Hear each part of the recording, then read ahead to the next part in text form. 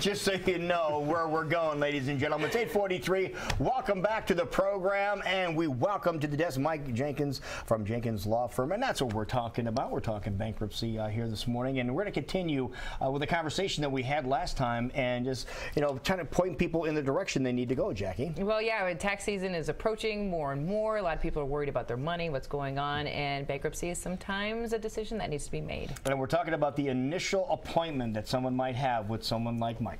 Right, last time we spoke about what people would need to bring to their appointment if they were a regular wage earner, just a regular 40-hour-a-week job. And this time we're going to talk about people that are their own employers, self-employed people, people that have companies that they run, restaurants, retail businesses. So their situation is a lot more complicated. We can't just look at their pay stubs. They don't have any. And so we have to determine a couple things when people come to see us. We have to find out, one, do they qualify under the bankruptcy standards to erase their debt in Chapter 7? It's based on their income. Determining that income's different because we're really looking at what's your profit. So if you're self-employed like a realtor or a DJ or some salesperson that's an independent contractor, we have to subtract their living expenses, or excuse me, their business expenses, the things they have to spend money to earn the money they make, advertising costs, that's kind of big.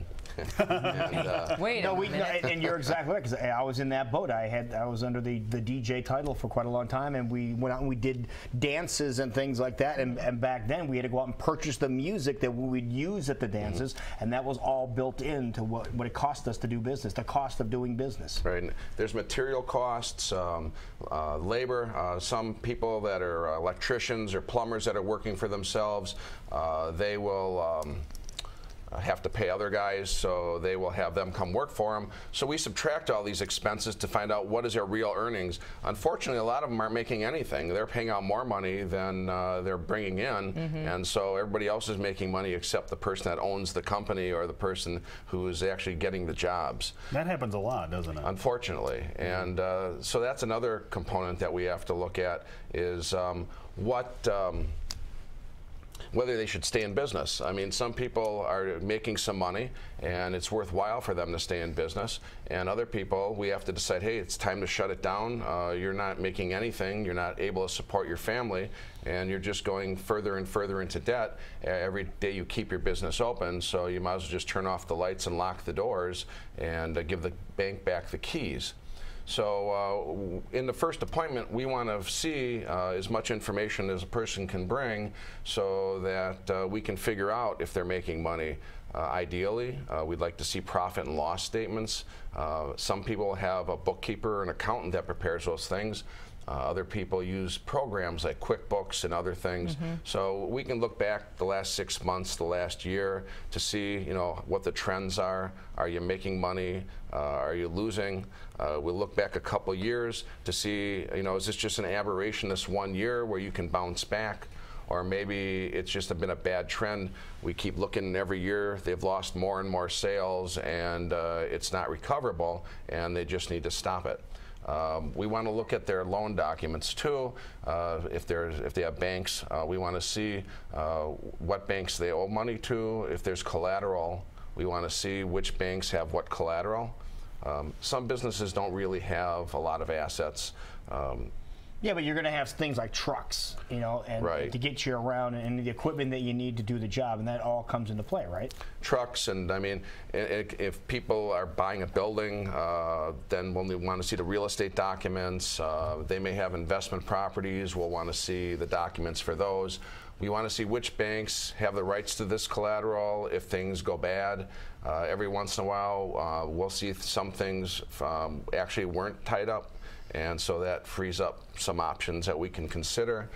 Some people might downsize their business, get rid of certain components of it, and try to still remain in business just in a smaller scale, maybe with less assets, and just try to restructure their business and still operate. I was going to say, is it possible to file for bankruptcy if you're a business owner and still continue on with your business?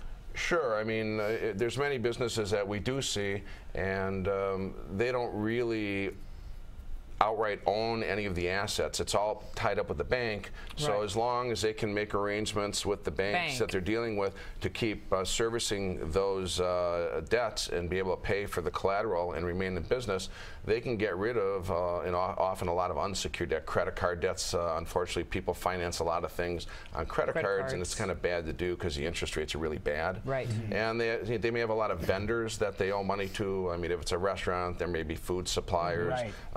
If it's a plumber, the plumbing supply houses, electrician, the different part places that they've done business with, they may not be able to afford to pay the really big bills. I mean, we've seen people that were owing $100,000 to some of these places. It surprised me that they're allowed to get so far in on some of these. So those are the people giving them things. Yeah, those are the people getting the short end. Are the people that have supplied all the elements to make their business work. Unfortunately. Okay. Now, what about taxes? Well, if you owe taxes, well, those have to get paid. If they're employment taxes, those never go away, and they have to get current with them, or the Internal Revenue Service and the State of Iowa Department of Revenue will essentially force the closing of that person's business, because that money's supposed to be sent in to the taxing authorities for withholdings.